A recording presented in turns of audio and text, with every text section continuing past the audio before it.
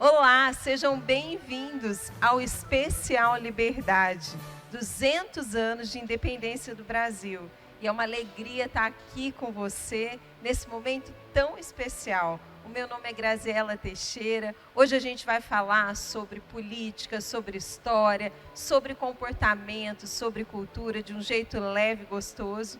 Mas o mais importante que a gente quer que você saia daqui é com o seu coração cheio de esperança. E para começar, inclusive, a aquecer o teu coração, vai colocando aí no chat como é que você está se sentindo ao entrar e participar aqui conosco. Aproveita, deixa o seu like, envie esse link para os seus amigos. Eu tenho certeza que eles vão gostar, eles vão conhecer um pouco mais desse Brasil, que é essa terra tão abençoada. E a gente vai falar de liberdade, a gente tem aqui duas pessoas especiais, o pastor Marcelo Teixeira e o Isaías Giacomelli.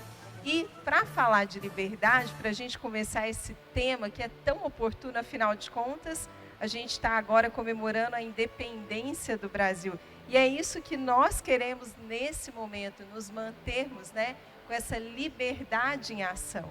E para falar sobre isso e para continuar aquecendo aí o teu coração, eu quero ler o hino imperial, um dos hinos que marcaram a nossa história brasileira e que retratam muito da essência do povo brasileiro, para a gente começar esse bate-papo aqui tão gostoso. Fica aqui comigo, porque eu acho que você nunca ouviu esse hino e ele vai mexer com o teu coração. Já podeis da pátria filhos, ver contente a mãe gentil. Já raiou a liberdade no horizonte do Brasil. Brava gente brasileira, longe vá temor servil, ou ficar a pátria livre, ou morrer pelo Brasil.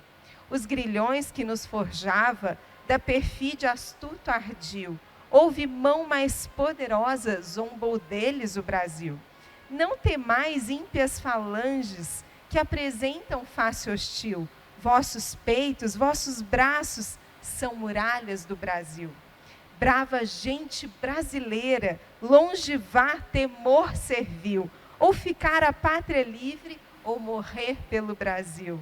Parabéns, ó brasileiro, já com garbo varonil, do universo entre as nações, resplandece a do Brasil.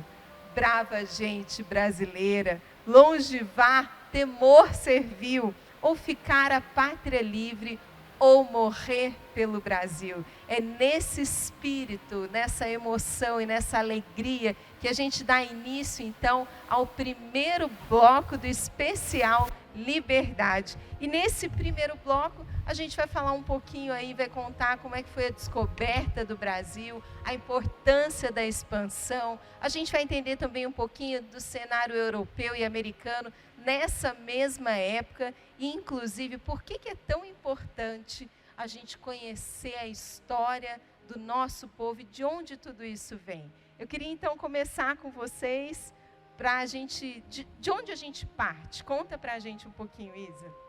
Muito boa noite para você que está assistindo a gente. Que honra estar nesse especial de liberdade, né? E eu acredito que a primeira liberdade que a gente pode comemorar hoje, falando da independência do Brasil, é a gente poder estar aqui falando sobre isso. Né? A gente ter essa liberdade de estudar, de falar sobre o Brasil de uma forma aberta, profunda, e talvez de um jeito com que a gente não ouviu na escola, né? De um jeito que talvez a gente não foi ensinado ou não foi estimulado, né, a ter esse nível de conhecimento, mas que hoje a gente tem a capacidade de ver um Brasil real, muito além do que talvez a gente ouviu falar, do que talvez a gente leu por aí, né, e que eu acredito que vai trazer muito mais orgulho para a gente de falar que é brasileiro. E você pegou num ponto muito interessante, né? Quando você fala que a gente não ouviu na escola, é exatamente um pouco disso que a gente quer trazer aqui, a história que nunca foi contada. E por isso que muitas vezes a gente não entende por que a gente está em determinada situação, ou por que será que eles não querem que a gente saiba da verdadeira história. Conta um pouquinho disso pra gente, falando de liberdade, história, né? A gente, de vez em quando, se depara com algumas pessoas, alguns brasileiros, que não gostam do Brasil. E eles manifestam isso, e a partir do momento que você começa a explorar um pouco o assunto, entender o que está acontecendo com eles, o que eu percebo é que eles não receberam nem um pouquinho do Brasil. Eles ouviram uma história que não é verdadeira ou que é parcial, um corte da história do Brasil. E quando a gente ouve cortes, a gente comete erros e a gente não tem a verdadeira revelação, o entendimento do que a história poderia trazer para a gente. Por exemplo, um dia um homem lavou as mãos. Porque ele lavou as mãos por não conhecer toda a história, todo o contexto, o rei foi morto. Ele foi crucificado. E por causa de um povo que não buscou a total verdade sobre aquele rei, nós tivemos nosso rei sacrificado, morto e enterrado. Hoje eu quero compartilhar um pouco com você, eu quero ouvir um pouco da Gra e também do Isaías a respeito desse Brasil que traz esperança e que faz sentido para a gente. Foi perdido na mídia, foi perdido muitas vezes nos livros de história. Então vem com a gente que a gente vai falar um pouquinho dessa liberdade. Pois é, e qual que é o ponto de partida então? Porque a gente está falando de história, mas a gente muitas vezes conhece um pouquinho da descoberta do Brasil. Será que a gente deveria saber alguma coisa a mais sobre isso? Para falar sobre o descobrimento do Brasil, a gente precisa dar um passo atrás e entender o que estava acontecendo num contexto mundial. Se você fizer um estudo sobre as principais nações do mundo, desde o ano 700, você vai ver uma lógica dentro dessa cronologia que vai culminar com o descobrimento dessa terra. Então, desde o ano 700, mais ou menos, a gente vê uma invasão, a tomada do povo muçulmano por toda a Europa, a Ásia e inclusive chegando a Jerusalém. E quando eles tomam Jerusalém, o povo cristão da Europa se reúne e investe em um exército, gera um exército para poder retomar a Terra Santa. Esse grupo vai ter sucesso e muitas vezes eles vão expulsar os muçulmanos dos territórios, em especial da Terra Santa. E com isso, com esse avanço, eles vão receber muito recurso e ser chamado, depois desse avanço deles, de os Templários. Eu não sei se você já ouviu falar sobre eles, que são os responsáveis pelas cruzadas. Eles eram tão honestos e justos que a letra de câmbio, ou seja, o dinheiro que você deposita num lugar e saca no outro, era feito através deles. Então, muitos reis, empresas que queriam levar o dinheiro, os tesouros para outro lugar, eles usavam os templários. Então, eles se tornam referência em toda a Europa. E isso vai chegar no Brasil já já. Como que isso começa a mudar? O rei Filipe IV, o rei da França, ele é um rei que ele é uma pessoa que deseja resgatar e tomar o dinheiro dos templários, porque eles eram multimilionários para a época, tá? E ele cria uma história para o Papa Clemente, que também era um Papa francês, e eles vão destituir os templários, que eram uma ordem, um grupo de cristãos muito honestos, e através dessa acusação eles são perseguidos, todo o recurso deles é tomado, tá, por Roma novamente, e eles são, a maioria deles, mortos, e eles precisam negar inclusive a fé deles.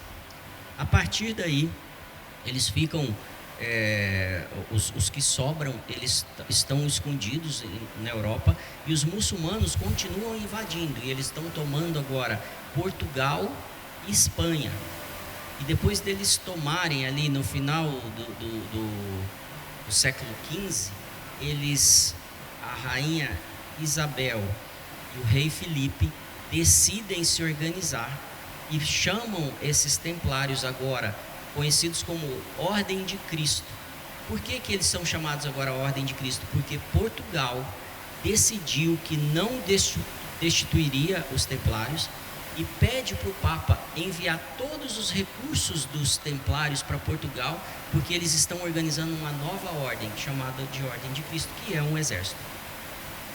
O povo muçulmano vem perdendo essa guerra e eles chegam até ficar no limite da Europa, num lugar chamado Castela, e é o último reduto do povo muçulmano na Europa.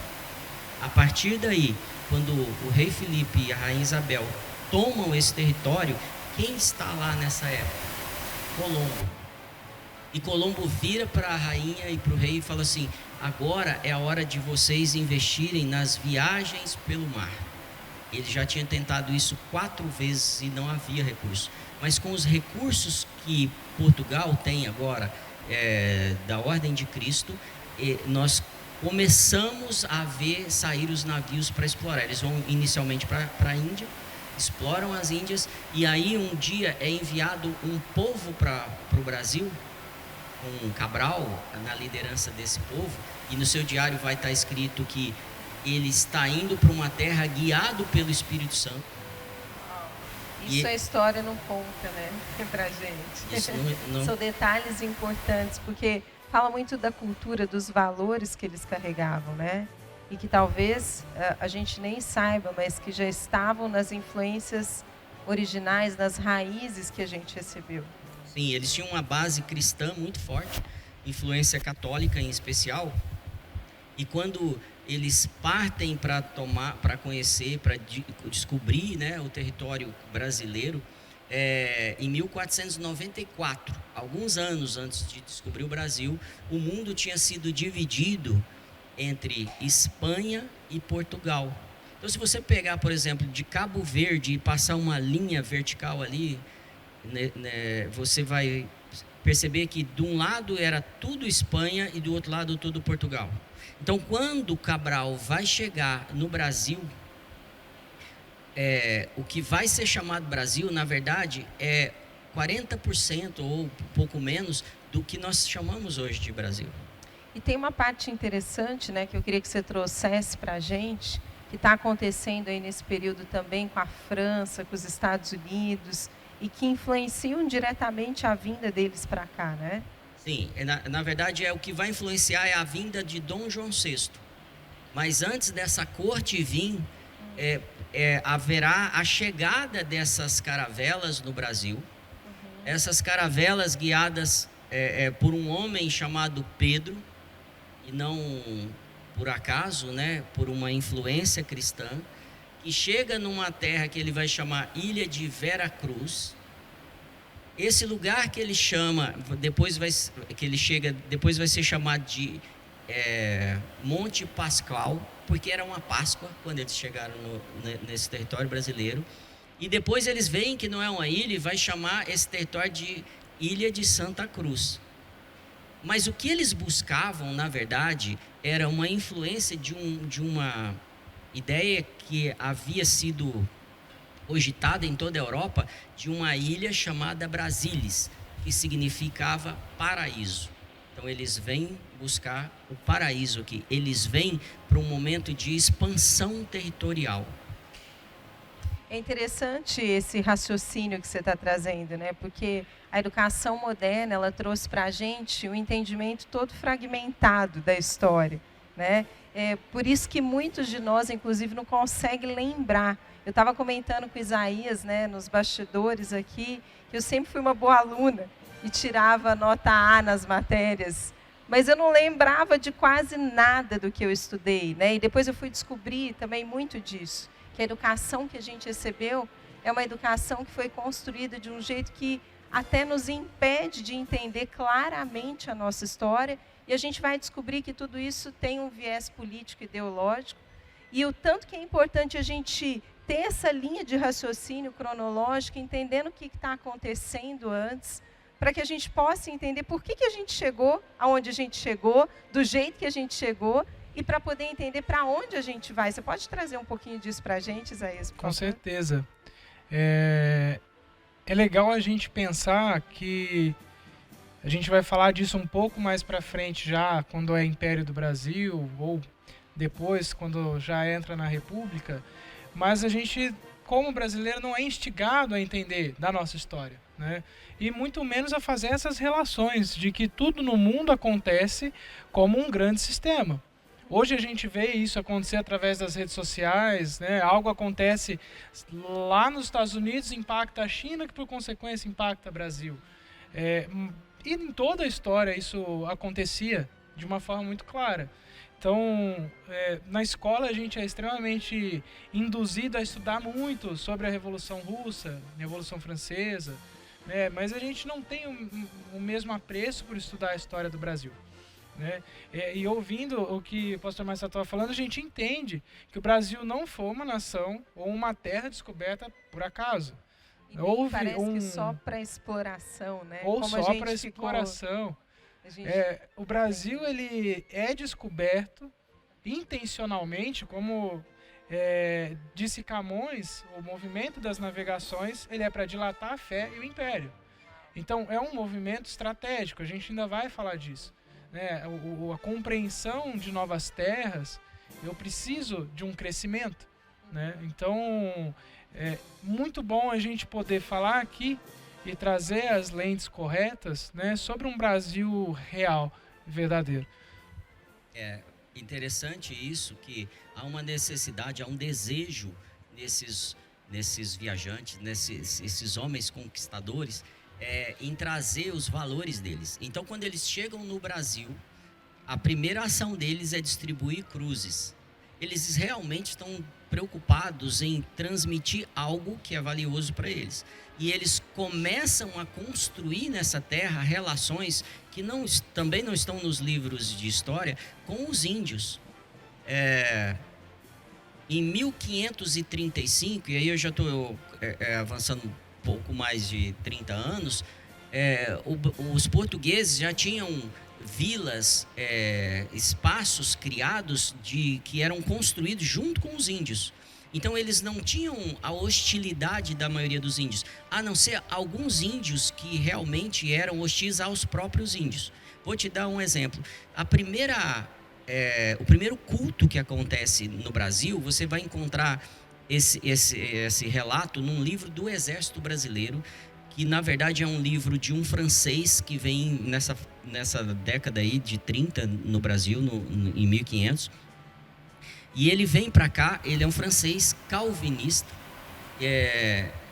Jean de Delery, e ele relata toda a viagem do Brasil. E ele começa a descobrir como era o ambiente dos índios. E os portugueses, inclusive, estavam super respeitando como os índios viviam, porém, eles queriam diminuir a hostilidade entre os próprios índios. Então, Delery, ele relata que muitas vezes chegava numa casa e eles tinham matado uma moça, estavam esquartejando essa moça e iam cozinhar para comer.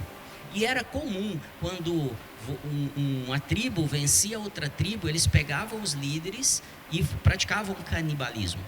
Então, a preocupação de Portugal agora é diminuir ou extinguir esse tipo de cultura. E muitas pessoas vão achar assim, mas você está influenciando. Estavam influenciando mesmo, mas eles precisavam decidir se eles iam se submeter à cultura deles ou se eles influenciariam essa cultura indígena. E durante os próximos anos, eles começam a organizar espaços, cidades, culturas dentro do Brasil para poder expandir o país. Isso é dentro da primeira vinda da corte? Não, isso não é a primeira vinda da corte, isso é a primeira vinda dos exploradores. Uhum. Então nós estamos em 1035. Explica um pouquinho essa diferença. O que está acontecendo é o seguinte: agora são as pessoas enviadas para descobrir território. Eles chegaram aqui, Pedro Álvares Cabral com a sua comitiva, e continuam vindo navios trazendo recursos para o Brasil. Claro que agora eles começam a extrair pau-brasil, mas se você entender que o pau-brasil é simplesmente para atingir roupa, você vai entender que ele não é tão importante quanto outros recursos que o Brasil tem, né? E é interessante a gente falar sobre isso, que nessa época, o pau-brasil ele era muito rico, assim como outros recursos naturais que já existiam no Brasil. E pro índio fazer uma troca comercial, que é o contrário do que a gente acredita muito disseminadamente, né, que houve uma exploração muito forte do índio comercialmente falando, ele trocava na base do que aquele recurso tinha valor para ele. Então o escambo que acontecia ali, ele pro índio estava num nível de justiça diante do que aquele recurso tinha de valor para ele. Do que ele conhecia. Do que ele conhecia, de quais eram as bases dele ali. Então, nesse primeiro momento, o Brasil ele ainda era não era nem colônia, era um porto que recebia e aconteciam essas trocas comerciais, né, entre esse território e Portugal. Agora, em que momento é importante a gente trazer? Porque a gente sabe que Portugal é o último resistente da civilização ocidental. Nesse momento também está acontecendo a invasão de Napoleão Bonaparte, querendo tomar o território de Portugal. Fala um pouquinho disso, inclusive, para a gente entender. Isso esse faz cenário parte. Acho que é importante a gente trazer um pouco antes. Nós estamos falando de 1700, que aí vai entrar na Revolução Francesa, né? Século XVIII. Mas mesmo aqui no século XVI, o que está acontecendo no Brasil? O Brasil está dividido. Lembra que teve Tratado de Tordesilhas em 1494? Então, vou recapitular isso. Então, 1494 tem o tratado. O Brasil está dividido em 40%, 60%, mais ou menos. 60% do Brasil é Espanha, não é Brasil. E 40% é Brasil. Então, desde o começo, o Brasil é tratado como uma nova nação. Não como Portugal e nem simplesmente como uma colônia. Quando, passado aí um século, pelo menos, os espanhóis vão criando territórios dentro da América do Sul, onde estão muitos países que você já reconhece, mas o que está acontecendo? Muitos tiranos, ditadores estão tomando esse território e eles estão se matando. Então são guerras contínuas por toda a América. O Brasil está entendendo, essa nação que está sendo constituída aqui e apoiada por Portugal, ela está entendendo que ela precisa tomar território, porque uma nação, para ela avançar, ela tem algumas coisas que são chamadas primordiais, prioritárias, para que uma nação cresça. Por exemplo, ela precisa ter território. Então, o Brasil olha para a América do Sul toda e fala assim: os países espanhóis estão em guerra e daqui a pouco eles vão entrar no nosso território. O que a gente vai fazer? Vamos avançar o nosso território, porque ali não mora ninguém habita ainda nos países, nos estados centrais, o que seriam os estados centrais do Brasil: Goiás, Mato Grosso, Rondônia, Acre, e aí eu estou subindo em direção à Bolívia, né? E o que eles fazem? Eles começam a avançar, só que esse povo que está no Brasil, os portugueses e os próprios índios, não podem avançar, porque é um território espanhol. O que eles fazem? Eles enviam os bandeirantes. Então, quando os bandeirantes começam a tomar território, por que eles fazem isso? Porque eles não têm um respeito na lei, eles não usavam nem sapatos. E eles vão tomando e conhecendo o resto dessa América do Sul. E vão tomar quase todo o território que você conhece hoje como Brasil. Não todo, mas quase todo. E o que acontece? Agora a gente dá um salto, o Brasil está crescendo, o Brasil está se avançando em vários aspectos, a cultura já se juntou e a gente chega em 1700, não dá mais para o mundo ser dividido entre duas nações. E aí há o Tratado de Madrid. No Tratado de Madrid, é decidido que quem está no território passa a ser dono do território. Então o Brasil tinha tomado um grande território. E o Brasil vai começar agora a buscar mais território, e há inclusive interesse em buscar a Guiana Inglesa, a Guiana Francesa, a área que hoje é o Uruguai, porque uma das áreas mais ricas da América do Sul é a Bacia da Prata, que está em divisa ali com a Argentina e Paraguai. O que é decidido? Que ali, por ser um ambiente tão estratégico, e a guerra do Brasil com a Argentina, a ameaça de guerra é tão forte, que é decidido, se eu não me engano, por um regente na Itália, que deve ser criada ali uma nova nação. E ali, porque tem o rio Uruguai, eles criam um novo povo ali, uma nova nação que vai se chamar Uruguai. O Brasil também tem a oportunidade dentro da Guiana Inglesa de ficar com um território que daria acesso do Brasil ao Caribe, que hoje nos traria muitos benefícios. E aí eu estou falando um pouco de geopolítica para você imaginar. Então a gente sairia para o Caribe na Guiana Inglesa. O que aconteceu? Foi feita uma oferta de 30% do território da Guiana Inglesa pela Guiana Inglesa para o Brasil não aceitou. E quando foi isso para júri, né, para julgamento internacional, ficou decidido que o Brasil não teria esse acesso e teve um outro território anexado ao Brasil. Outra área que nós temos muitos interesses, inclusive principalmente hoje, é a área que é a maior divisa que a França tem. A maior área de território, de fronteira que a França tem é com o Brasil. E muitas vezes nós esquecemos isso, que nós temos um vizinho que chama Guiana Francesa, onde a moeda corrente é o euro, a língua falada é o francês e o governo que governa lá é o governo francês, encostado na nossa Amazônia. Então, muito do que se sai da França de discussão, de tomada a Amazônia não é brasileira, inclusive do próprio presidente da França, é porque eles sabem o que tem ali. E eles têm interesse de expandir o território e absorver o que tem na Amazônia. Então, de forma resumida, o Brasil consegue chegar ao mapa que você conhece hoje. Ele tem guerras para chegar nessa condição. Por exemplo, muitos vieram para tomar esse território, inclusive os holandeses. Então, os holandeses tomam, por exemplo, o Recife. Então, Pernambuco é tomado, e algo que os livros de histórias não trazem, que voluntariamente os brasileiros se oferecem para a guerra, para tomar aquele território de volta, porque os holandeses estavam explorando os nativos, né, os brasileiros. Então, ali você vê lideranças negras, lideranças indígenas e lideranças portuguesas, e que já eram brasileiros, né, nascidos aqui. E eles se unem e expulsam os holandeses daquele território. Então, esse é o primeiro exército que o Brasil cria, chamado da Batalha de Guararapes. É muito legal que você falou disso. Eu lembrei de um lugar que eu tive a oportunidade de estar, que nessa época das invasões holandesas, quando eles desceram a costa do Brasil, eles chegaram num determinado lugar que a gente conhece por Ilhabela. E quando eles foram chegando, a parte ali de defesa estava um pouco desavisada. E quem avisou foram os indígenas. Eles começaram a bater em algumas pedras que tinham um som muito característico. E isso alertou a guarda para que ela se tocasse que tinham navios de guerra chegando.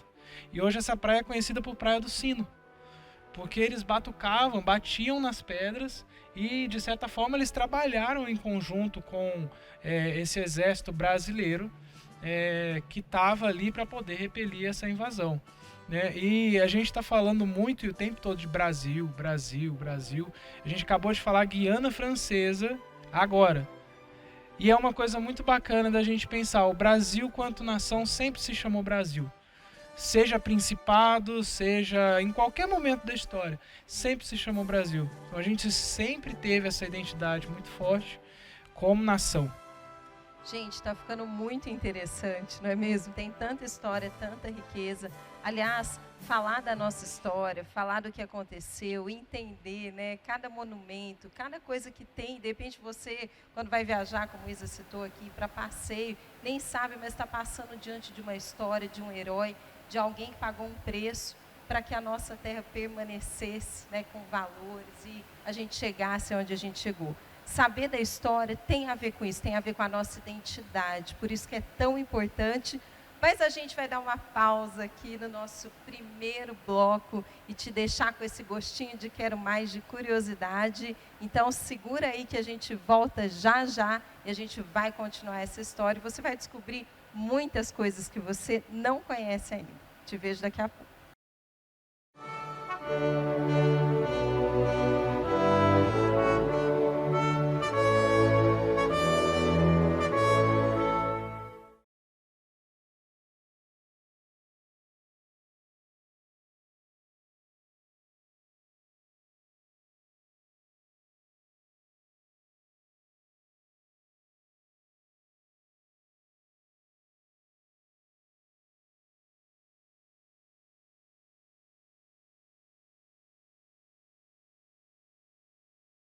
Olá, para você que está acompanhando o nosso especial Liberdade de 200 anos de independência. A gente acabou de finalizar o nosso primeiro bloco e agora a gente vai iniciar o segundo bloco, onde você vai receber muita informação sobre a história do Brasil, sobre o Brasil como você nunca viu, e eu tenho certeza que vai ser muito bom. Então já aproveita, compartilha esse link com alguém, acompanha a gente nas nossas redes sociais para você ficar por dentro de tudo e fique com o segundo bloco.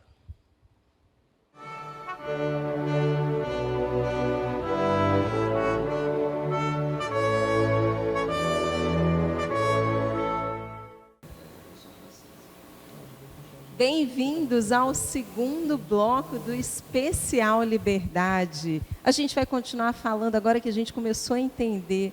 O Brasil está expandindo, quantas coisas já estão acontecendo na nossa terra. Agora a gente vai entender um pouquinho da vinda da corte, o que eles trouxeram para a gente. Quais as mudanças eles provocaram, avanços, o que realmente aconteceu e que é tão importante para a gente poder avançar no entendimento da nossa identidade. Eu quero começar aqui com Isaías. Conta para a gente, então, a partir desse momento, o que a vinda da corte trouxe para a nossa terra. Esse é um momento extremamente rico, né, para o Brasil, em história, porque a gente vai ver o Brasil se estabelecer de uma forma estratégica globalmente. O Brasil vai ter uma função essencial na mudança da geopolítica global. A partir de uma ação totalmente estratégica de Dom João VI, mas vai ser muito importante para a gente conseguir entender o motivo, né, dele ter tomado essa decisão, porque a Europa estava num momento de total desconstrução, mais uma vez. A gente viu o que aconteceu no primeiro bloco com o problema da invasão dos muçulmanos, quando eles foram repelidos, né, todo o cenário que se formou ali para que o Brasil viesse a ser descoberto. E agora haviam novas ideologias se levantando na Europa com a finalidade de destituir princípios, valores e reinados. E isso impacta diretamente toda a estrutura política e de formação social que existia na Europa, que é totalmente baseada em reinados, né, em famílias que se organizaram para gerir o povo e para gerir esses territórios, né. Então, a gente pode observar o que a gente vê em diversas literaturas, ideias que formaram ideologias que a gente vê até hoje impactando, né, o povo, as escolas, as ideias das pessoas, as artes, como o iluminismo e algumas outras, que vão gerar desde algo que a gente vê hoje como o feminismo até a Revolução Francesa. Então, são ideias que vão captar do imaginário das pessoas até as atitudes delas para que elas concordem, né, em dizimar populações, pessoas, cortes e reinados para instituir uma nova forma de governo que eles acreditavam ser mais razoável, vamos falar assim. Que vem desconstruindo, né? Inclusive o que a gente está tentando reconstruir aqui, né? Exatamente. Uma cultura que preserva as tradições, os valores, a família, e que era contrária à mentalidade e à cultura, por exemplo, do reinado de Portugal. Exato. E Portugal é uma nação que preserva muitas dessas coisas, inclusive quando vem para o Brasil. E até antes, Portugal é a principal nação que institui a Ordem de Cristo. Então a gente vê de novo Portugal participando aí de buscar ser uma vanguarda desses princípios e valores, né, enquanto uma nação totalmente anexada ali à Europa. O reino, o Império Inglês tem ali o privilégio de estar numa ilha, ter um acesso um pouco mais difícil. Né? Aliás, e aí a gente vai ver essa disputa toda acontecer na Europa, né, enquanto novos líderes e tiranos se levantam ali para implementar essas ideias. Importante, talvez, então, traz para a gente um pouco disso, assim, né? Quando a corte vem para o Brasil, ela vem também com esse intuito de preservar essa história, essas tradições, essa cultura, de encontrar uma terra onde eles poderiam, inclusive, dar sequência nesse estilo de reinado, nesse estilo de vida. Conta isso para a gente. É legal a gente entender que aconteciam muitas revoluções na Europa nesse tempo. Em especial, já havia acontecido a Revolução Americana. A Revolução Americana tem um mote de preservar as tradições deles. Eles estavam sendo pressionados a mudar vários aspectos, e eles eram protestantes e não queriam abrir mão das suas tradições. A Revolução Espanhola, eu estou falando de 1747, mais ou menos, com uma mudança que eles estabelecem no Senado, e eles se dividem aqui, esquerda e direita, que é o que você está ouvindo. Então, o rei Luís XIV, em 1789, ele começa a trazer uma desconstrução de tudo que havia de tradições. Isso vai ser chamado de absolutismo. E essa desconstrução começa a desconstruir tudo, inclusive o Senado, os governantes daquele tempo, eles falam assim: nós vamos enforcar o último rei nas tripas do último padre. Então, tudo que houver de tradição, nós vamos destruir. E eles realmente começam a destruir tudo, e daqui a pouco esses líderes também ficam com medo de ser destruído, porque agora o povo tem como prática destruir tudo que faça sentido, ou tudo que seja governo, e eles precisam trazer o povo para perto. Então, eles criam uma estratégia de trazer uma pessoa que é uma referência, um grande general que tinha acesso ao povo, e era um jovem chamado Napoleão Bonaparte. Esse jovem, depois de ser apoiado pelo governo francês, ele começa agora a tomar todos os reinos em volta dele na Europa. Então, a Europa já tinha passado por uma grande crise, e as fronteiras haviam sido derrubadas pelos muçulmanos, agora por Napoleão.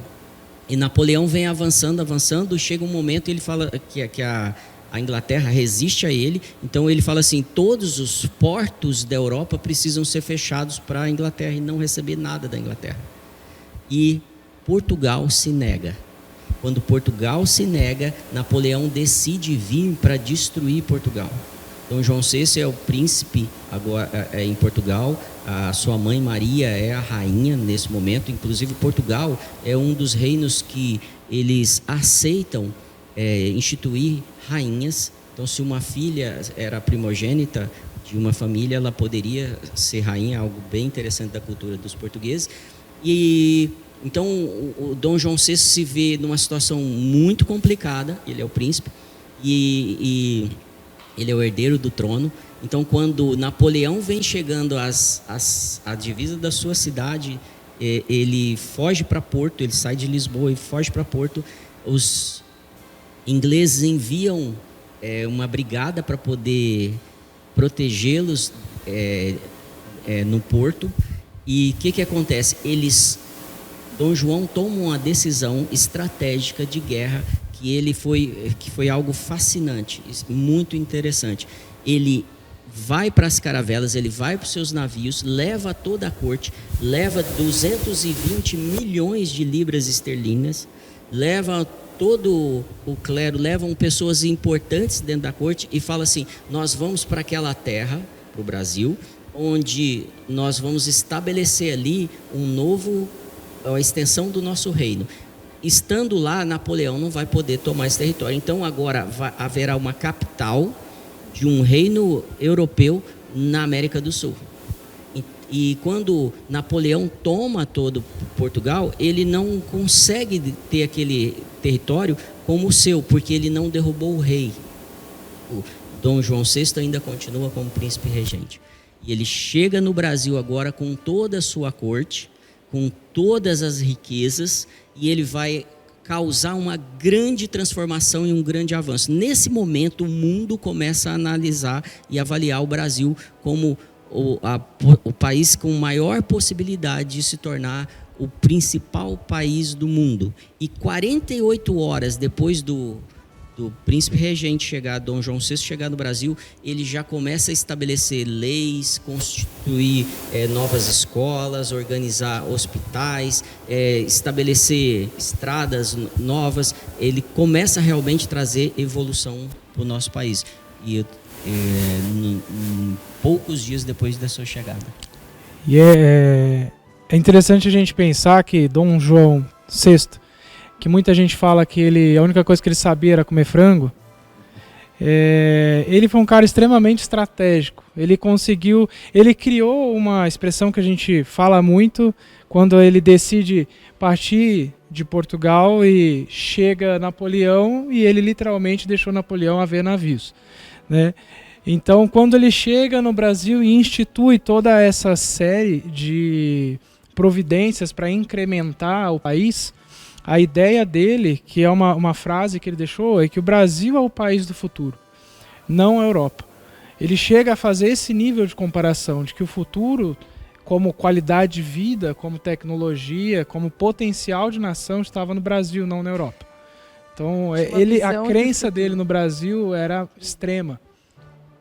Era um cara, então, que tinha essa visão profética até, né, de futuro. Ele estava enxergando no Brasil aquilo que muitos de nós estamos enxergando só agora, ou que muitos de nós fomos roubados de acreditar, né? Exatamente. Que o Brasil é, sim, uma nação para o futuro, do futuro, abençoada, e que pode ser uma nação, inclusive, economicamente, politicamente, muito estratégica e bem posicionada perante os outros governos. O que comprova isso é que quando ele chega aqui, ele traz toda a sua biblioteca.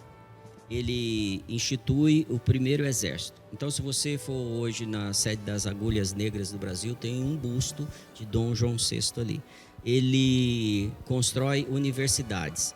Ele cria um comércio completamente diferente. Para você ter uma ideia, um mês depois ele está no Brasil, o que era se vendido no jornal, como classificados que a gente conheceu há algum tempo, transformado de cavalos, celas, carroças e terrenos em piano, seda, livros. Então há uma explosão, há um avanço incrível intelectual e cultural no Brasil. Então ele institui novas escolas, universidades, ele cria o exército, ele cria a escola naval, e tudo isso para quê? Se ele tivesse interesse em só levar coisas, ele não estabeleceria essas estruturas aqui. E ele cria realmente um novo país. Ele não vem para o Brasil simplesmente fugido, né? Ele vem, a gente pode usar esse termo, eu acredito, ele vem literalmente como uma eclesia, trazendo todo o reinado de Portugal para cá, para instituir, e automaticamente ele gera uma influência social, econômica, cultural, artística, que acelera o Brasil, que já era uma nação diferenciada do restante da América do Sul e Central, em termos de expansão territorial, tecnologia de uso, né, dos recursos que haviam aqui. E ele consegue fazer isso com uma maestria muito grande, inclusive em organizar o tamanho do país. Conseguir reger um país de dimensões continentais, né, numa época onde a gente não tinha muitos recursos de comunicação. Então, de certa forma, o que vocês estão trazendo para a gente é que a gente tem, de fato, uma herança portuguesa que é super importante, né? E que, com certeza, porque ele viu potencial nessa terra, nessa nação, e soube, né, explorar no bom sentido o potencial daquilo que a gente começaria a desenvolver e expressar dali para frente. Esse tema está muito interessante, mas a gente também agora vai dar mais uma paradinha e vamos te convidar para vir com a gente no próximo e no último bloco. A gente vai continuar falando dessa história até os dias de hoje, e entender o que está acontecendo com o Brasil nesses 200 anos de liberdade. Eu espero você daqui a pouco.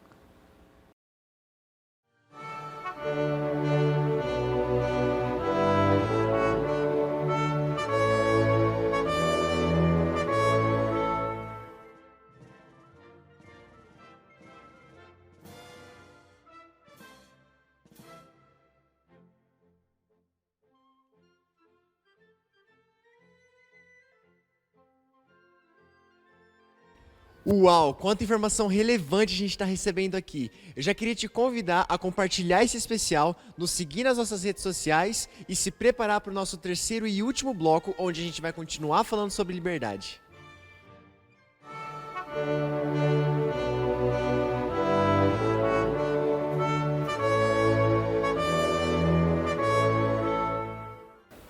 Olá, sejam bem-vindos ao terceiro bloco do Especial da Liberdade. A gente ouviu tantas histórias que Dom João fez aqui na nossa terra, mas a gente sabe também que ele teve que voltar para Portugal. O que será que aconteceu? Por que ele teve que voltar? Vamos começar aqui por esse ponto, então. O que aconteceu que Dom João teve que voltar para Portugal? A história, ela gosta de pregar algumas peças na gente, né? Então, de novo, a Europa, ela entra num cenário desgovernado e Dom João, ele não deixa de ser um regente de Portugal e ele se vê numa situação complicada onde ele precisa se posicionar de forma a proteger seu reinado em Portugal. Então, acontecem diversos movimentos e articulações onde ele se vê obrigado a ir para proteger esse posto, né? Marco, conta pra gente um pouco mais do que está acontecendo na Europa especificamente que o leva a tomar essa decisão. A gente viu acontecer em alguns países algo que chama-se Assembleia Constituinte. E em Portugal começa-se também a exigir-se que o governo a corte volte para Portugal, porque eles farão uma Assembleia Constituinte, porque eles já não querem que o Dom João VI governe, porque eles são contrários a tudo que está acontecendo e eles entendem que o Brasil precisa ser privilegiado. Marquês de Pombal, ele por muito tempo governa Portugal, porque ele está numa posição, né, legislativa ali, e ele exige que haja uma exploração a respeito dos minérios brasileiros, exige que mude-se, o Brasil se torne colônia completamente. O Brasil já tinha sido declarado por Dom João VI que era um reino, né? Reino Portugal Algarves, né? Então ele está se tornando realmente independente e esse Senado, essa Câmara de Portugal, eles não querem que isso aconteça. Então eles exigem a volta da corte inteira para Portugal para estabelecer uma nova Constituição e a partir daí eles teriam poder de governo inclusive sobre o rei. Esse é um propósito muito grande e o Dom João VI se nega por muitas vezes, ele vem arrastando essa história, ele não quer voltar para Portugal. A vida aqui é próspera e ele imagina que o Brasil realmente é o país do futuro, mas chega num momento que ele não tem mais possibilidade de ficar no Brasil e ele chama Dom Pedro I, que é o seu filho. Ele também tinha um outro filho que é o Miguel, e ele chama Dom Pedro I e fala: eu prefiro perder o Brasil para você do que para os nossos inimigos. Então ele pega e volta para Portugal para resolver essa questão do governo de Portugal. Chegando em Portugal, ele começa a articular, tentativa, né, de articulação do governo lá, e o Brasil vai ficando cada vez mais independente com Dom Pedro. Dom Pedro já tinha tido experiências, inclusive, de pequenas guerras, e ele assumir o governo de exércitos e tomar territórios que estavam sendo perdidos pelo Brasil. Ele começa também a estabelecer uma conexão com o povo. Ele era um cara que tinha acesso ao povo, então ele ia desde o mais pobre aos mais ricos, e ele conseguia transitar entre toda a nação, e ele tinha a simpatia do povo, e ele é um menino de 24 anos. Mas na Europa, em especial na França, a França estava sendo culpada por causa dos resultados da Revolução Francesa que tinha destruído a Europa. E um ministro europeu, preocupado com isso, ele faz uma articulação entre a Áustria, que preparava princesas para casar com príncipes, né, em todo o mundo, e ele articula esse casamento dessa princesa da Áustria com o príncipe, com o rei aqui no Brasil, né, que é Dom Pedro I, e eles, num primeiro momento, não se conhecem. Ele manda uma joia, né, para essa princesa. Na Áustria eles ficam deslumbrados com o tamanho dos diamantes e com uma medalha com que está desenhado o rosto de Dom Pedro I. E a história diz que ela se apaixona pelo rapaz da foto. É isso que eles relatam. E ela vem para o Brasil e eles se conhecem. O relato dessa história é até interessante. São dois jovens ali, tímidos, se olhando e tentando, olhando um pé para o pé um do outro, até levanta a cabeça, olha disfarçadamente, mas eles se apaixonam. E é incrível a força que Maria Leopoldina, esposa de Dom Pedro, tem no Brasil. Ela se apaixona por essa terra e ela é uma mulher extremamente articulada, organizada, estratégica para esse avanço do Brasil. É levantado aí um homem para ajudar Dom Pedro I, José Bonifácio. José Bonifácio é um estrategista que tinha... Ele estudou em toda a Europa, ele fez ciências, ele fez idiomas, ele falava 11 idiomas. E ele, durante a Revolução Francesa, ele chega a fabricar munição para proteger, para atacar esse avanço de Napoleão. Ele vai para os frontes de guerra, é um homem extremamente estratégico, é um homem mais velho do que Dom Pedro e Maria Leopoldina. E quando ele começa a levar sugestões para Dom Pedro, ele está em São Paulo e Dom Pedro está no Rio de Janeiro. Ele começa a mandar sugestões para Dom Pedro e Dom Pedro começa a entender que essas sugestões de governo são muito boas e ele chama José Bonifácio para visitá-lo. No caminho ele passa por uma fazenda onde está Maria Leopoldina e ela vai ao encontro de José Bonifácio e o honra. E o reconhece como uma autoridade, como um homem fora do normal. Ela começa a falar com ele em francês, ele começa a responder em francês, aí ele puxa continua a conversa em alemão e ela responde em alemão. Isso mostrava o que estava acontecendo agora no Brasil, o nível do governo que nós tínhamos. E ele se submete ao nosso imperador, né? E como um homem honesto, estratégico e que começa a trazer organização para toda a nação. Então a gente tem um avanço muito grande durante esse tempo de império, porque nós tínhamos um homem muito, muito culto, como se fosse um primeiro-ministro, né? E é incrível como esse período ele é extremamente rico na nossa história, onde Dom Pedro I ele recebe um grande desafio de reinar numa nação onde o rei precisou sair, deixou na mão dele diversos problemas econômicos, políticos e militares que estavam acontecendo ali, pelas demandas que Dom João VI teve ao voltar para Portugal, mas ele encontrou o apoio de alguém que veio da Áustria, né, de Maria Leopoldina, e que é uma tradição muito grande em Portugal, até que você falou, das mulheres atuarem em papéis de governo, e a gente vê muito forte a influência dela em diversos processos de Dom Pedro I, que inclusive culminaram na independência do Brasil, né? José Bonifácio ele vem, por um lado, contribuindo, né, como um mentor ali, como alguém forte junto com ele, letrado, experimentado, e ela vem dando todo um apoio, inclusive estratégico, de alguém que veio de fora, que viu coisas acontecerem dentro da Europa e que nos dá uma base também estratégica dentro da Europa.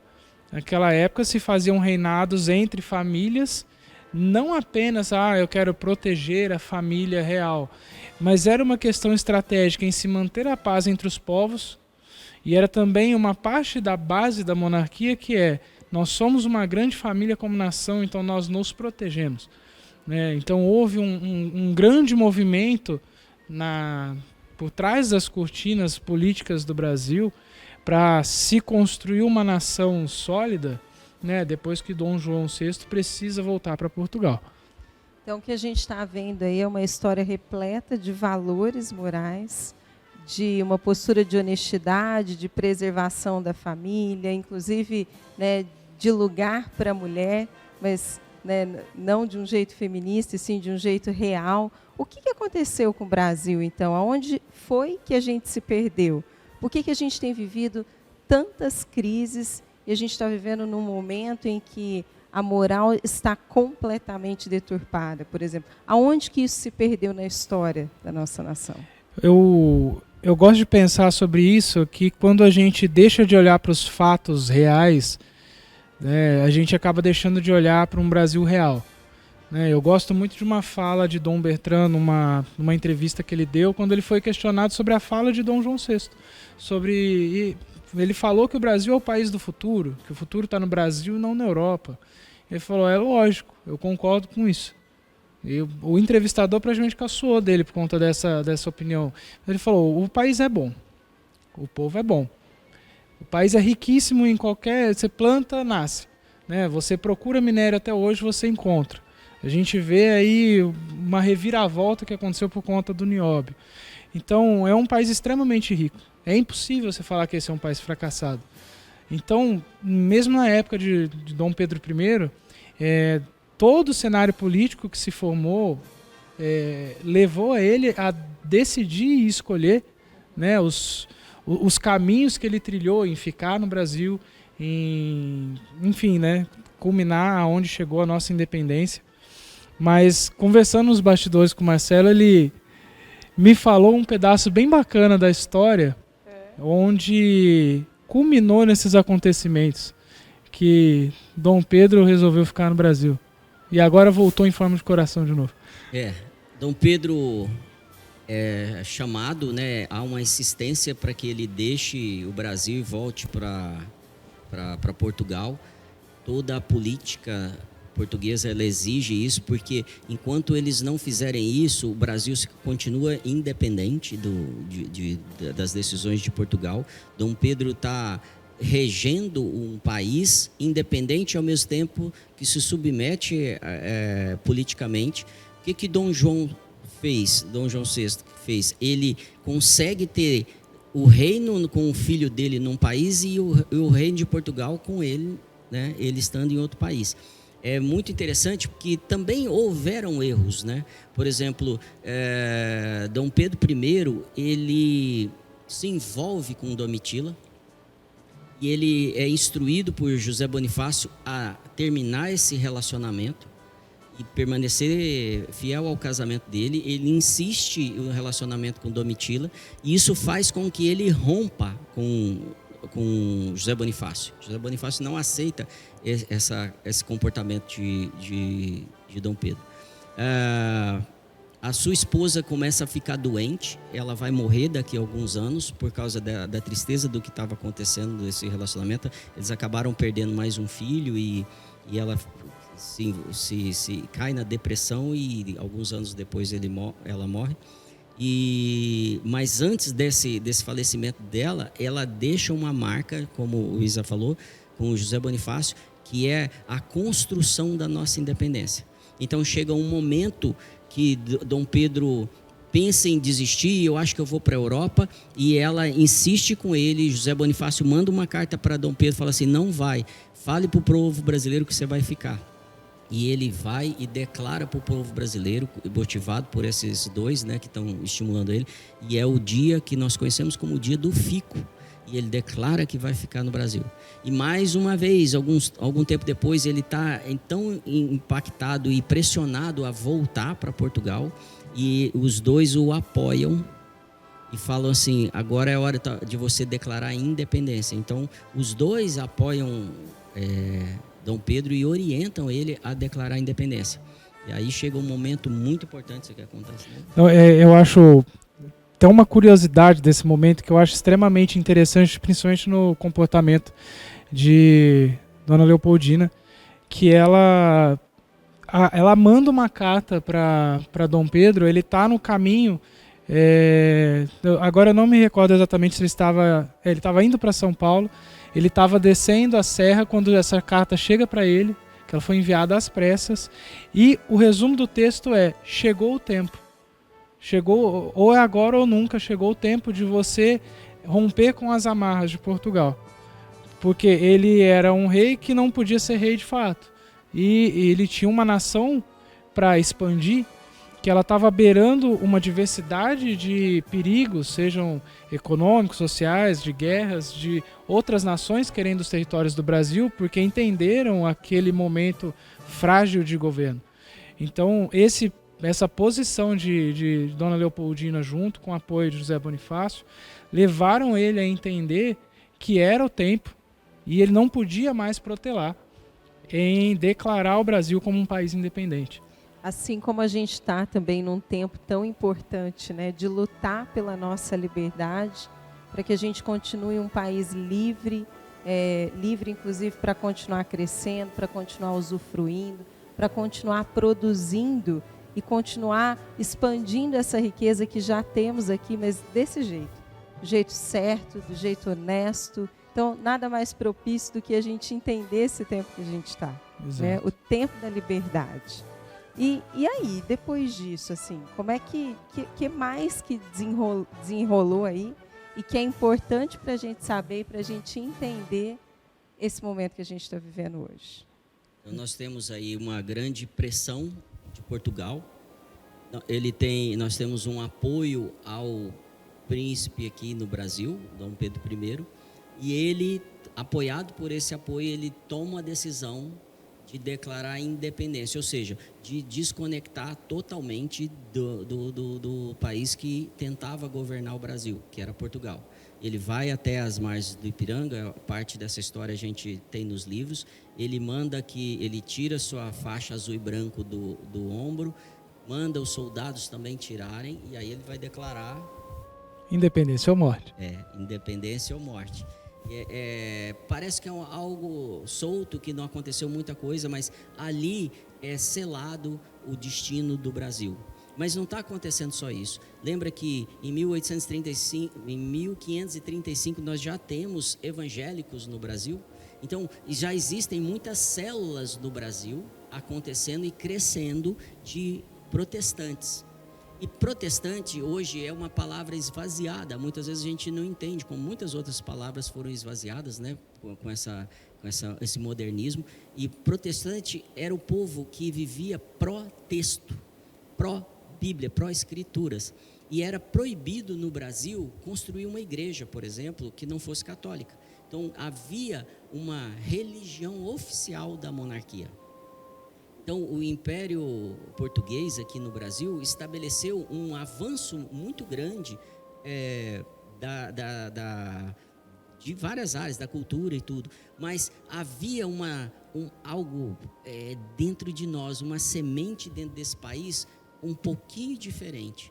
Então, esse povo protestante está andando meio escondido, em pequenos grupos, permeando, e vai chegar um momento que vai ser construída a primeira catedral metodista no Rio de Janeiro, no Catete, né, na verdade. E quando essa catedral é construída, metodista, catedral protestante, não podia se construir, mas já vem caindo um pouco essa questão dessa imposição religiosa que havia no Brasil.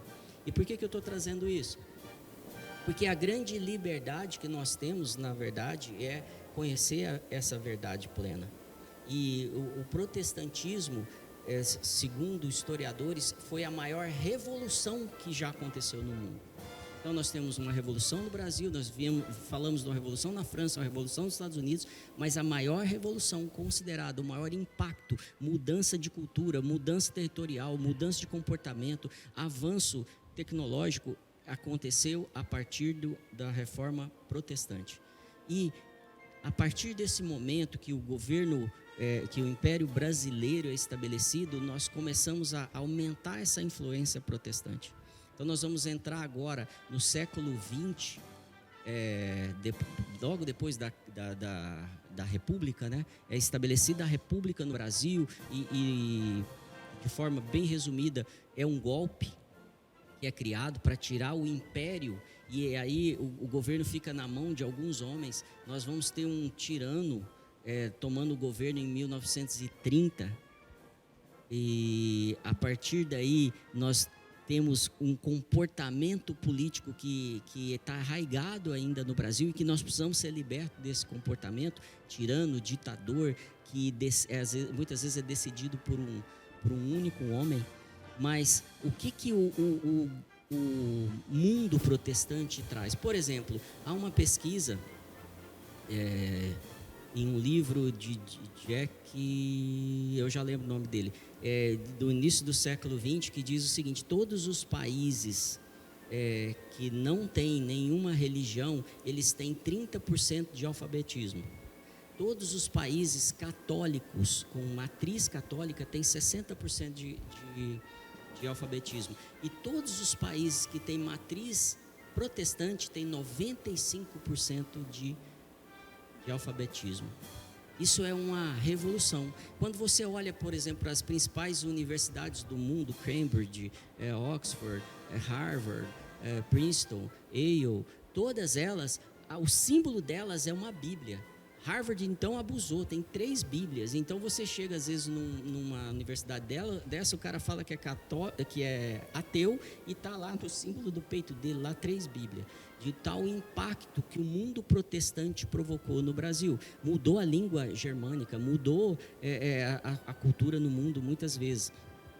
Os países de cultura protestante, num geral, são países mais prósperos do que países de cultura católica, que foi nossa raiz.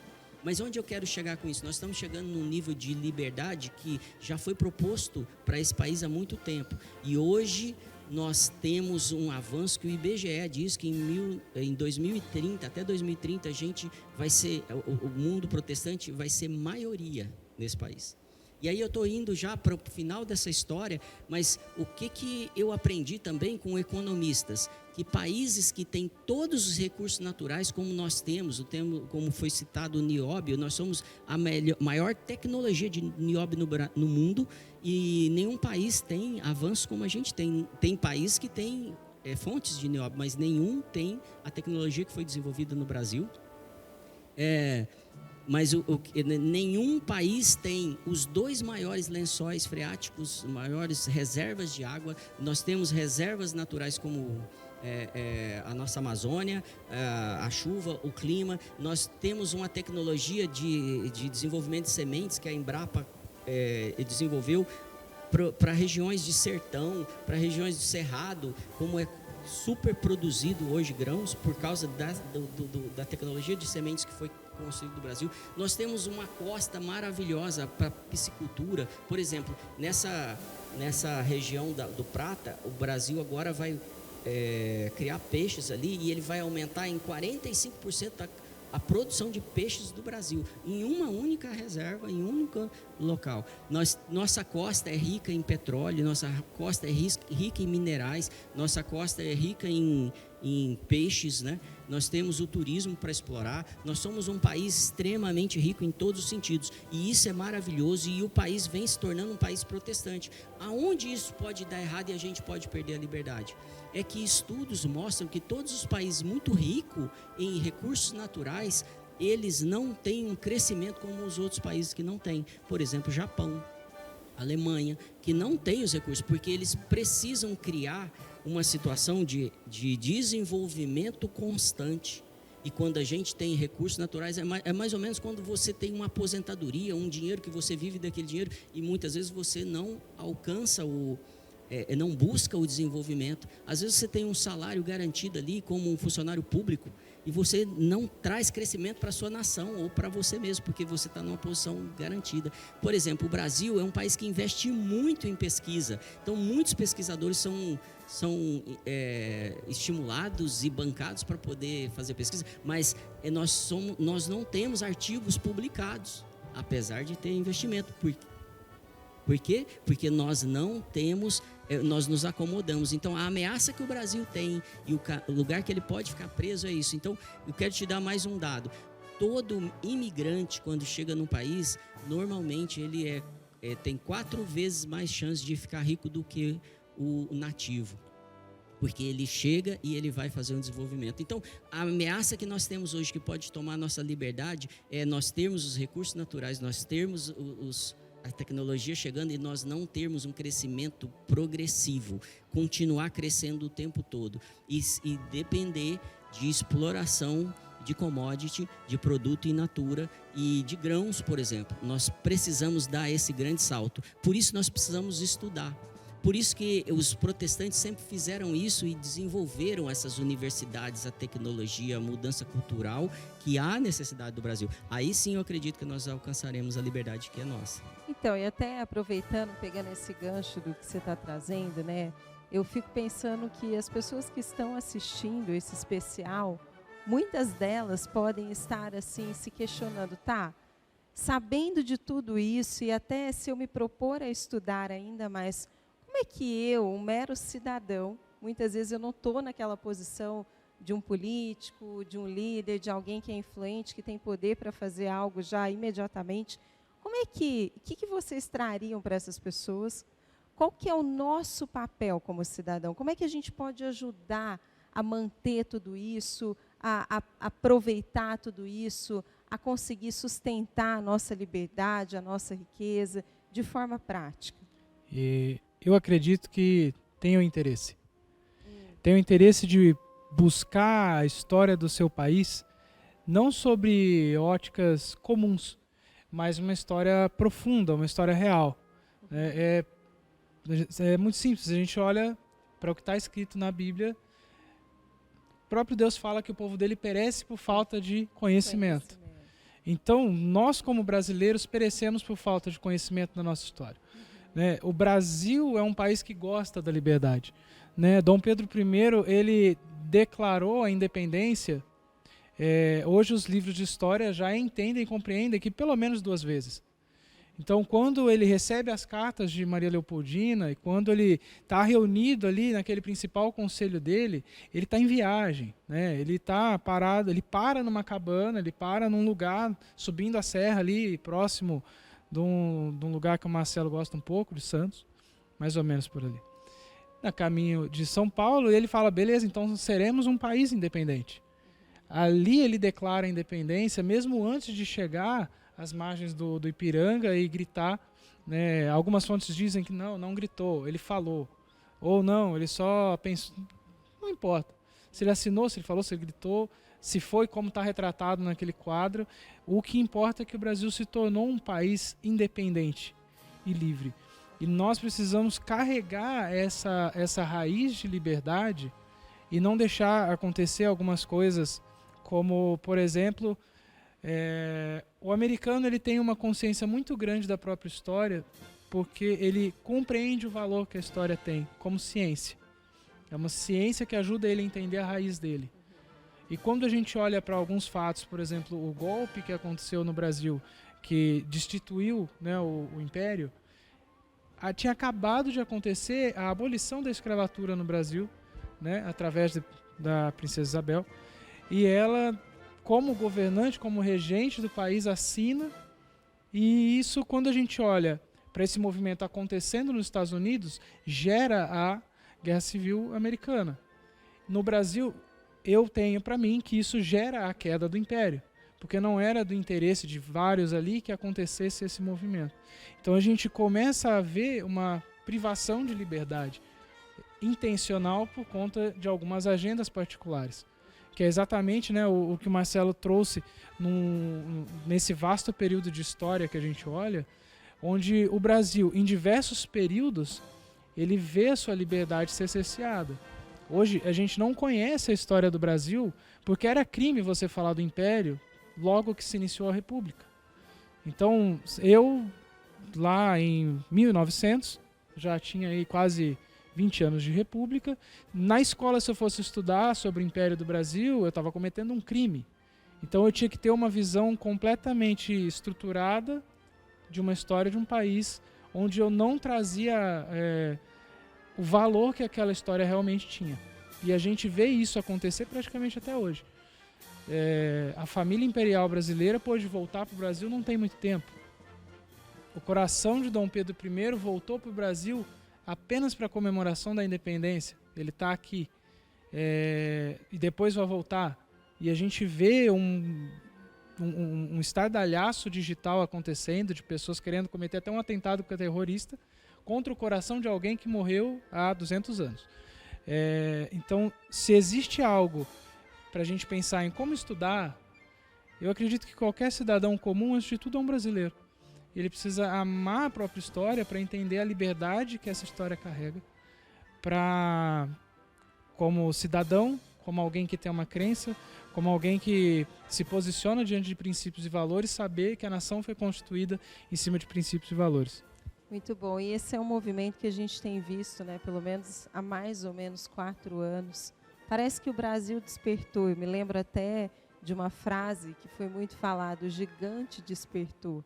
E a gente tem visto, né, o povo brasileiro acordando, se interessando, buscando conhecer a verdade, entender o que de fato está acontecendo com a nossa nação. Eu acho que a gente está no caminho, né? A gente está no caminho, é por isso que a gente está aqui hoje falando sobre a história do Brasil. É por isso que a gente também te pediu e te convida novamente, compartilha esse link com os seus familiares, com os seus amigos. Aproveita e dissemina essa verdade, desperta no coração das pessoas o interesse pela pátria, o interesse, inclusive, para que eles possam ter esperança de um futuro melhor. E para onde que a gente está indo com essa conversa toda aqui? Algo importante é a gente ter mais conhecimento sobre o Brasil. Essa, sei lá, uma hora e pouco que a gente está batendo papo com você aqui, não dá para tratar, por exemplo, sobre a libertação dos escravos, como isso foi construído. É a segunda mulher que assume o governo no Brasil, que é a princesa Isabel. Então a gente tem histórias que são esquecidas, do poder, da força dessas mulheres, da força de um país miscigenado.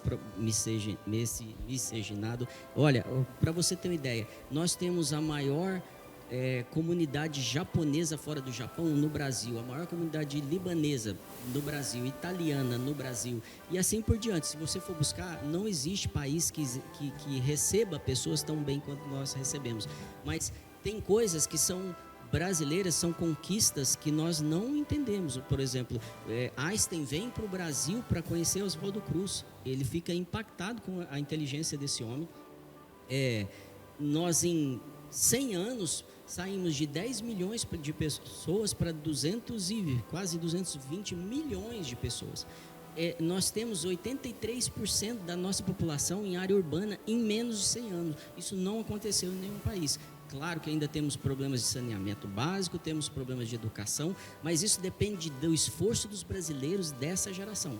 Depende de mim e de você. Depende do avanço e do que eu quero construir a partir daí. Nós temos pessoas de destaque na arte, nós temos como Carlos Gomes, como Tom Jobim, que é um destaque mundial, como eruditos, né? Como autores que muitas vezes nós não o conhecemos na escola, mas eles são extremamente reconhecidos no mundo inteiro. Arquitetos, advogados, médicos, todos em destaque. Na área de tecnologia, nós somos destaque, inclusive, da criação, pessoas que criaram as principais redes sociais que existem no mundo. Então, nós temos, por exemplo, o nosso Instituto Butantan, que é criado por um brasileiro, e ali são criadas tantas vacinas. Nós conseguimos controlar as doenças tropicais, coisas que muitos países não conseguiram. Nós conseguimos avançar em tantas coisas. O país agora está vivendo uma reviravolta. E a maior de todas as notícias para mim é que nós sabíamos, por causa da Revolução de 30, por causa do golpe que tivemos, nós sabíamos de cor a escalação de todos os times de futebol, porque isso foi dado para a gente como circo, pão e circo. E hoje nós sabemos quem são os nossos ministros, nós sabemos quem são os ministros do STF, nós sabemos um monte de coisas sobre política que nós nunca tínhamos pensado. O brasileiro está aprendendo sobre governo e sobre política. Eu acho que a gente está no caminho certo. Depende da gente se posicionar definitivamente. E você me trouxe uma coisa que é tão importante a gente pensar. O Brasil é um país que recebeu muitas palavras, muitas profecias a respeito de quem ele é, a respeito do futuro. E parece que o que a gente está trazendo aqui são tantos dados, tantas informações importantes e que, de certa forma, são contrárias a uma crença. E tudo bem que existem dados para isso, mas se tornou, inclusive, uma crença que a gente carrega conosco mesmo, que é a crença de que nós somos um país inferior, um país de terceiro mundo. Talvez seja o momento da gente mudar a nossa mentalidade, olhar para todos esses dados e outros mais que a gente não citou aqui, olhar para essa história, olhar para tantos feitos que o povo brasileiro tem, tanta riqueza, capacidade, inteligência, e começar a mudar a nossa forma de nos vermos, para que a gente possa enxergar o tamanho do potencial e da grandeza que a gente ainda tem para explorar, para manifestar aqui nessa terra brasileira. E falando um pouquinho da parte das promessas, né? O Brasil foi chamado de celeiro do mundo. O Brasil, aos olhos de Deus, enviou missionários de lugares, de países importantes, que quando chegaram aqui, tiveram visões proféticas, entenderam esse potencial aos olhos de Deus e lançaram palavras, inclusive, talvez você esteja assistindo, você nem acredite muito nisso, mas palavras que estão registradas e que já foram cumpridas e outras que estão sendo cumpridas. Por exemplo, que haveria um tempo em que toda corrupção seria exposta no governo, em todas as áreas, na economia, nos negócios, até na igreja, né? E isso vem acontecendo. Você e eu, a gente tem acompanhado a exposição da corrupção, a verdade vindo à tona. Isso são profecias que foram liberadas sobre o Brasil. O Brasil é reconhecido, para quem é cristão, e eu sei que você vai se identificar com isso, no mundo espiritual, como uma nação que Deus levanta para enviar missionários para outras nações. Assim como a gente recebeu por muitos anos missionários que plantaram a semente do Evangelho. A gente acabou de ouvir a história de Portugal, por exemplo, que carregava heranças cristãs. A gente agora tem recebido essa palavra, de que o Brasil levanta pessoas, homens e mulheres, cheios do Espírito Santo, cheios da verdade, com ousadia, com coragem, para que eles então sejam enviados para as outras nações, levando de volta aquilo que essas nações perderam.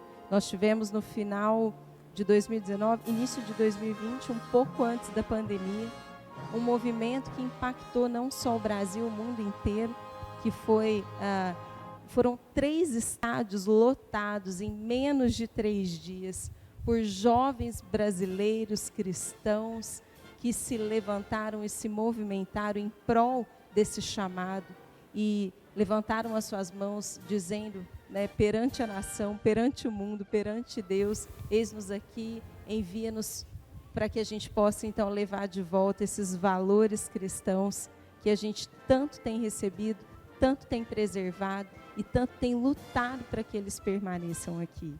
Então o nosso futuro é um futuro de esperança. Se você não acredita em Deus ou se você não consegue entender isso ainda, olha pelo menos para os fatos, para a história, para tudo isso que a gente contou e tudo o que você pode descobrir estudando, como a gente falou aqui. E você vai ver o potencial e a riqueza que existem nessa nação. Inclusive, muita coisa aguardando a mim e a você, para que a gente possa continuar construindo um legado, uma herança, e deixando um modelo e uma referência, inclusive, para os nossos filhos, que são esses que vão herdar o futuro da nação. Eu não sei você, mas existe algo que queima no meu coração, que é esse entendimento de que dentro da minha esfera de influência, eu preciso fazer algo para deixar um Brasil melhor para os meus filhos. Nem que seja o conhecimento da verdade. Que você possa também parar para pensar nisso. A gente falou tanto aqui de conhecimento. O conhecimento é o ponto de partida. Sem ele, a gente não consegue avançar. Então, que você possa entender isso e investir em conhecimento, em disseminar o conhecimento verdadeiro, em ensinar outras pessoas, ensinar os seus filhos, a sua descendência, para que eles então possam herdar essa terra do jeito que ela é, de verdade, com a verdade e não de um jeito que foi muitas vezes mascarado, como eu e você na nossa geração nós recebemos. Para a gente poder então caminhar aqui para um final, queria ouvir de vocês qual é a mensagem final que a gente deveria deixar para essas pessoas que estão nos acompanhando aqui. Eu acho que celebrar a liberdade, mas uma liberdade que começa conquistada na cruz, que nos permite ter um pensamento diferente, que nos permite ter uma vida diferente, que nos permite, como um povo, estar posicionado de uma forma diferente e ter a possibilidade de escolha diante de princípios, diante de valores que vão nos dar para a gente uma vida muito além do que simplesmente pelas nossas escolhas a gente conseguiria. Então, quando a gente olha para nós como Brasil, celebrando 200 anos de independência, 200 anos de um movimento que nos deu a capacidade de ser uma nação única, né, no mundo, e a gente vê que a gente vem de um movimento histórico que mudou a geopolítica do planeta. E a gente está num momento onde a gente pode mudar a geopolítica e a situação espiritual do planeta de novo. E isso já está acontecendo. Eu acredito que a principal mensagem que a gente pode entregar aqui hoje é: celebre a liberdade fazendo usufruto dela. Estudando, se aprofundando, buscando conhecimento e buscando o seu posicionamento em liberdade. Defendendo essa liberdade, para que ela não seja cesseada, para que ela não seja, para que ela não perca o real significado do que ela é, no meio de tanta coisa que tenta se fazer de liberdade, né? É a gente poder olhar de fato com um olhar real, transparente para a nossa história, celebrando as coisas verdadeiras e colocando elas no seu devido lugar. Eu acredito que é muito esse caminho, essa mensagem para a gente poder viver como um povo brasileiro, que é um povo tão feliz, um povo tão próspero em tantas áreas, né? E partir para os próximos 200 anos. Eu creio que nós somos uma nação muito jovem. 200 anos parece que é muito tempo, mas é pouco tempo. Muitas nações ainda com 200, 300, 400 anos não conseguiram tudo que o Brasil tem conseguido. Às vezes a gente não tem entendido que nós somos, quando as nações se reúnem para conversar na ONU, nós somos a primeira nação a falar. Desde Oswaldo Aranha, nós temos a primazia na fala quando as nações se reúnem. Eu que creio no profético, eu acredito que Deus nos deu aí uma super oportunidade de nos manifestarmos e influenciar de cara as outras nações. Nós temos um território gigantesco, continental, por muita exploração, mas nós não temos guerras com os nossos vizinhos para manter esse território há 150 anos. Então nós somos uma nação que tem tudo a seu favor. Nossa liberdade foi conquistada através de muito sangue. Depois da independência do Brasil, houveram muitos ataques de grupos que queriam destruir essa liberdade que conquistamos.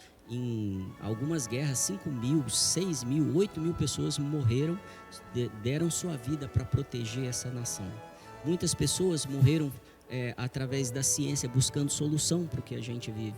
Muitos morreram defendendo nossa nação até fora, quando nós tivemos uma Segunda Guerra Mundial e tivemos um povo corajoso para poder defender a liberdade.